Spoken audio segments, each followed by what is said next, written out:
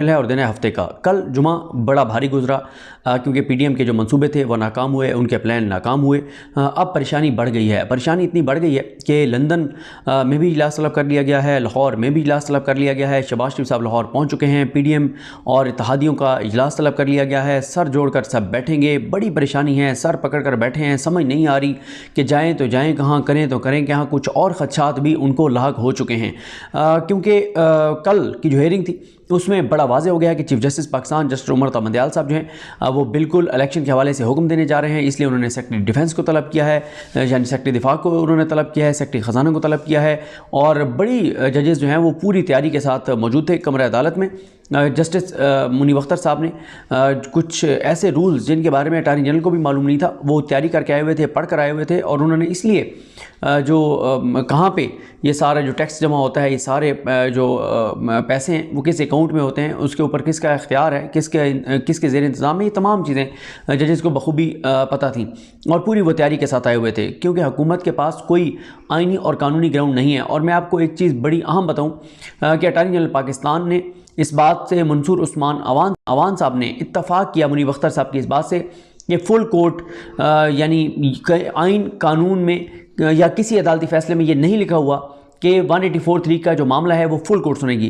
तो उन्होंने कहा ये हमारी रिक्वेस्ट है, मेरी रिक्वेस्ट है, लेकिन ये कहीं भी यानी कानून में, आइन में कहीं दर्ज नहीं है कि जनाब फुल कोर्ट ही बैठकर 184(3) सुनेगी। और इसीलिए जजेस ने काफ़ी उनको कहा कि आप ये फोरम शॉपिंग जो है ये ना करें और ये कोई मुकाबले हुस्न नहीं हो रहा। और ये सुप्रीम कोर्ट ऑफ पाकिस्तान है, सुप्रीम कोर्ट के 2 जजेस भी बैठ के और 184(3) का जो मामला है उसको सुन सकते हैं।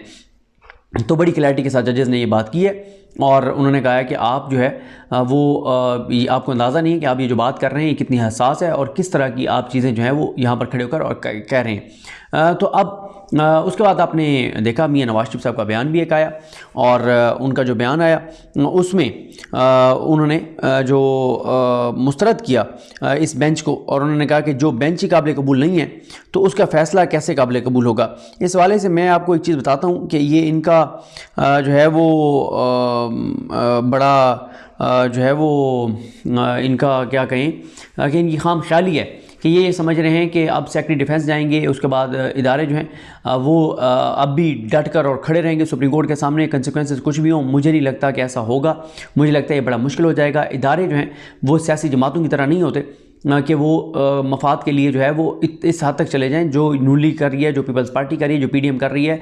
जिस तरह से अदलिया को गालम गलोच और कह रहे हैं, सरेआम कह रहे हैं कि हम हुक्म जो है वो नहीं मानेंगे। मेरा नहीं ख्याल कि इदारे ये करेंगे। मेरा ख्याल है कि जब इदारों को अहकामात दिए जाएंगे तो उनको उस पर जो है वो अमल दरामद करना पड़ेगा। मियां नवाज शरीफ का जो बयान है वो ये कहते हैं कि इस बेंच में तो 2 जज वो हैं जिन्होंने मेरे खिलाफ फ़ैसला दिया। जब बेंच ही काबिल कबूल नहीं तो फ़ैसला कैसे कबूल होगा। ये बात वो कह रहे हैं, लेकिन हुकूमत के इदारे कैसे सुप्रीम कोर्ट के हुक्म को की खिलाफवर्जी कर सकते हैं। और एक ऐसी सूरत हाल में जब सुप्रीम कोर्ट कंटेम्प्ट की प्रोसीडिंग कर सकती है, जब कुछ लोगों को जो है वो फारिग किया जा सकता है, तो बड़ा मुश्किल होगा। उन्होंने कहा, मियां नवाज शरीफ ने कहा कि अटॉर्नी जनरल पाकिस्तान और सिविल सोसाइटी सब कह रहे हैं तो फिर किस बात का असरार है। ये कौमी मामला है, किसी ट्रक रेडी वाले या प्लाट खाली कराने का इशू नहीं। 2017 में भी इस किस्म का बेंच बनना था जिसकी वजह से मुल्क का मुस्तकबिल तारीख नजर आता है। 2017 के बाद देखें आपके साथ क्या हुआ। पहले आप पेट भर कर खाना खाते थे। उन्होंने कहा कि हमारे दौर में बिजली का बिल कम था, हमने लोड शेडिंग का भी खात्मा किया, मुल्क में मोटरवेज बन रही थी, मुल्क में दहशतगर्दी खत्म हो रही थी, हमारे दौर में ज़र मुबादला के ज़खायर बुलंद तरीन सतह पर थे। आज $1 बिलियन के लिए हमें दरख्वास्त देना पड़ती है। नवाज शरीफ का कहना था कि बेंच के फैसलों ने इन्हीं बेंच के फैसलों ने तबाही के दहाने पर ला खड़ा किया है। साकिब निसार और दीगर रिटायर्ड जज कौम को बताएंगे कि मुझे क्यों नायल किया गया। मियाँ साहब को लगता है कि हर पाकिस्तान के मसले की वजह यह है कि मियाँ साहब नायल हो गए थे और अब वो सदायत मुजरिम हैं, इश्तारी हैं, फरारी हैं, मफरूर हैं, पाकिस्तान से भागे हुए हैं, पाकिस्तान के इदारों को मतलूब हैं। और फिर वो कहते हैं कि पाकिस्तान चंद सालों में दुनिया की तरक्की याफ्ता 10-20 मुल्कों में शामिल होने जा रहा था। ये तो किसी को भी नहीं पता था। सोना फी तोला 2 लाख रुपए से बढ़ चुका है।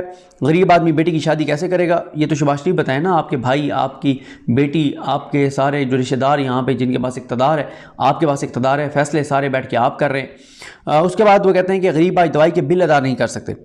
मतलब ये देखें ना, ये लोगों को इतना बेवकूफ़ और जाहिल समझते हैं कि तबाही भी खुद की, बर्बादी भी खुद की और अच्छा भी बनने की कोशिश, गुड कॉप बैड कॉप।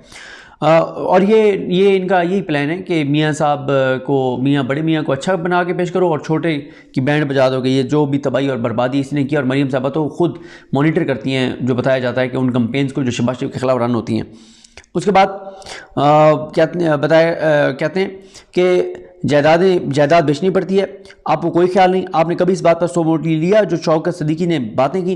क्या इस बात पर सो मोटो नहीं बनता कि नवाज शरीफ के साथ ज़्यादती हुई थी? और उसके बाद मियां नवाज शरीफ का कहना था कि कौम पर मर्जी के फैसले ठोंसना चाहते हैं, उम्मीद है कि अल्लाह ऐसे फैसलों से मुल्क को बचाएगा। सीधी बात है, जब बेंच ही कबूल नहीं तो फैसला कैसे कबूल होगा? फुल कोर्ट बनाएं, उसका फैसला सबको कबूल होगा। 3 के बेंच में क्या मसलियत है? फुल कोर्ट पर पूरा एतमाद है। इस बेंच में तो वो दो जज वो हैं जिन्होंने मेरे खिलाफ फैसला दिया। क्या सारे फैसले इमरान खान की खातिर करने हैं? और फिर उन्होंने एक सवाल के जवाब में कहा कि सुना है कि आंखों में आंसू आए, अगर अल्लाह के डर से आए हैं तो अच्छी बात है। ये मैंने आपको बताया ना कि ये एक झूठा प्रोपेगेंडा है कि वो ये रो पड़े चीफ जस्टिस। उनकी आवाज़ भर आई थी जब उन्होंने जस्टिस इकबाल हमीदुर रहमान साहब का जिक्र किया। मैं पिछली वीडियो में इस हवाले से तफसील से बता चुका हूँ। उसके बाद मियां नवाज शरीफ का कहना था कि अदालती फैसलों ने अच्छी कौम को भिखारी बना दिया। जो आज हो रहा है मुझे 2017 का तसल्सल लग रहा है। तो ये मेन सब कह रहे हैं कि 2017 के बाद हम भिखारी बने। शहबाज शरीफ साहब की 2013 वाली इलेक्शन कम्पेन की तकरीरें उठा के देख लें। जरदारी को लाहौर, लाड़काना, कसूर, पता नहीं कहाँ की सड़कों पर ना किसी टर्न तो मेरा नाम शहबाज शरीफ नहीं है, और लुट लिया और खा लिया और बर्बाद कर दी, सारी तकरीरें वो करते रहे। तो ये है मियां नवाज शरीफ का जो है वो बयान। अब परेशानी ये है कि सुप्रीम कोर्ट तो नज़र आ रहा है कि वो इलेक्शन की ना सिर्फ तारीख के हवाले से कोई फ़ैसला आएगा, बल्कि बड़े सख्त अहकामात आएंगे। एक एक चीज़ उसमें लिखी होगी और कितने दिन में क्या होगा, कब क्या होगा, कौन जिम्मेदार होगा, एक एक का मेंशन होगा कि किसने क्या करना है। और फिर आप इस वक्त देखें सुप्रीम कोर्ट को भी ये बात नज़र आ रही है कि मुल्क के अंदर एकदम इस्तेकाम है, गैर यकीनी की सूरत हाल है, और जब तक इलेक्शन नहीं होंगी इसी तरह रहेगी।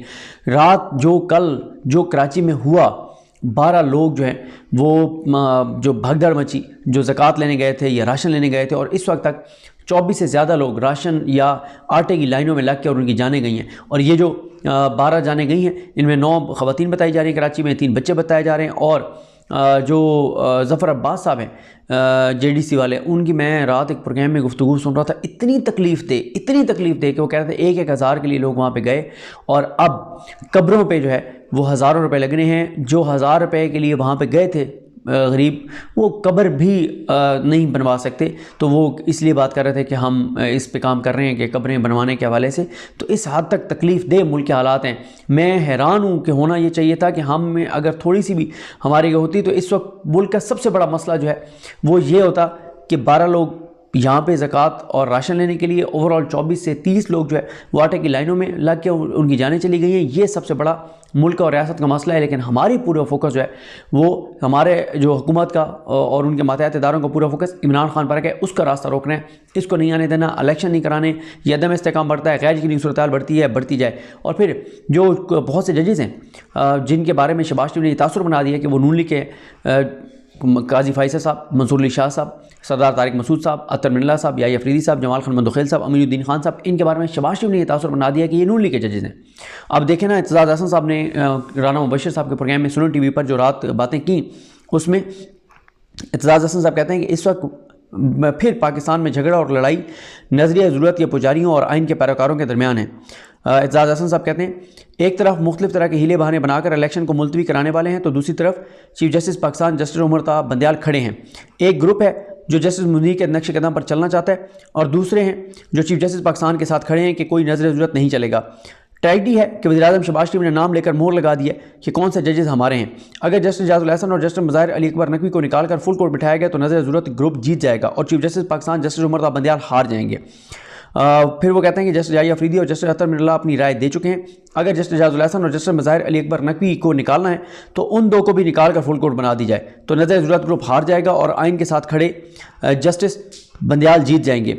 4-3 का फैसला मान लिया जाए तो वो नज़र ज़रूरत का फैसला है। पिछले 1 बरस में हमने ये मिसालें देखी हैं कि एक जज की जानिब से चीफ जस्टिस पाकिस्तान को ख़त लिखा जाता है और फिर वो मीडिया को जारी कर दिया जाता है। फिर वो कहते हैं इत्तेज़ाज़ साहब कि अदलिया में बगावत कराने वाले समझ रहे थे कि वो chief justice Pakistan justice Umar Ata Bandial को दबाव में लाकर मजबूर कर देंगे, लेकिन जस्टिस बंदयाल घबराए नहीं, वो आइन के साथ और नज़र ज़रूरत के ख़िलाफ़ खड़े हो चुके हैं। ये इत्तेज़ाज़ हसन साहब ने गुफ्तगू की है। और इस वक्त जो है वो सारे हमले उमर बंदियाल साहब पर हैं, लेकिन वो फैसला कर चुके हैं। देखिए इस वक्त तक तो सारी मनसूबाबंदी नाकाम हुई है, चाहे वो इख्तलाफी नोट हों, चाहे वो इख्तलाफी नोट के तफसीली फ़ैसले हों, चाहे वो रिक्यूज़ल्स हों, बेंच से अलहदगी हो, कानून साजी हो, करारदादें पास करना हो, प्रेस कॉन्फ्रेंस करने हों, इल्ज़ामात लगाने हों, तमाम चीज़ें नाकाम हो गई हैं। तो इसलिए अब इस सर पकड़ कर बैठें और आज सर जोड़ कर बैठेंगे लंदन और लाहौर में क्या क्या करना है और किस तरह से हमें जो है वो बचाने वाले बचाएंगे और इलेक्शन से जो है वो इलेक्शन को मुलतवी कराएंगे, सुप्रीम कोर्ट को कैसे रोकेंगे। क्योंकि इस वक्त तक तो जस्टिस उमर बंदियाल सब खड़े हैं और सोशल मीडिया पे आप देख रहे हैं जितनी कंपेन, लाखों ट्वीट्स उनके हक़ में हो चुकी हैं। सोशल मीडिया के जिस प्लेटफॉर्म पे जाएँ वहाँ बंदियाल साहब के हक़ में लाखों करोड़ों लोगों के एहसास, जज्बात और उनकी आवाज़ आपको नज़र आती है कि चीफ जस्टिस पाकिस्तान साहब इलेक्शन कराइए, कौम आपके साथ खड़ी है, आइन पर अमल कराइए, कौम आपके